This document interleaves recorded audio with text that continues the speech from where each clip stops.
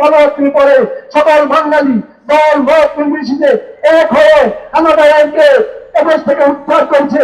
ঠিক প্রয়োজন হলে চরমোনাই বিশ্বাস যুদ্ধ দিয়ে চরমোনাই বিশ্বাসের নেতৃত্বে দল মত নির্বিশেষে সব এখন এক কথা এক দাবি, শেখ হাসিনা তুই এখন দাবি। আমরা প্রস্তুত আছি, আপনারা প্রস্তুত গ্রহণ করেন।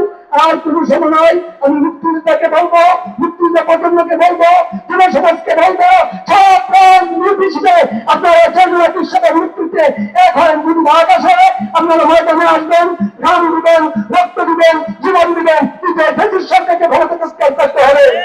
সেই মুক্তিযুদ্ধের চেতনার নামে মুক্তিযুদ্ধকে কলঙ্ক করতেছে, মুক্তিযুদ্ধের প্রধান নামে মুক্তিযুদ্ধকে অপমান করতেছে। এই অপমান দেখার জন্য আমরা বেঁচে আছি নাই, এখন আমরা বেঁচে আছি, আবার যুক্ত হবে, আবার সঙ্গে হবে। মুক্তিযুদ্ধ এখন বেঁচে আছে, এই অবস্থা দেখার জন্য না আপনাকে অনুরোধ করছি, হয় আপনি পদত্যাগ করেন, আর নয় ছাত্র এখন পদত্যাগের বিকল্প আমি কোনো কথা নাই।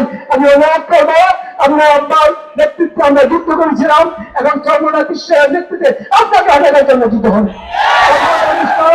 আপনি করেছেন এই রক্ত দেখার জন্য, এই অবস্থা দেখার জন্য আমরা বেঁচে আছি। কেন আমরা বললাম না?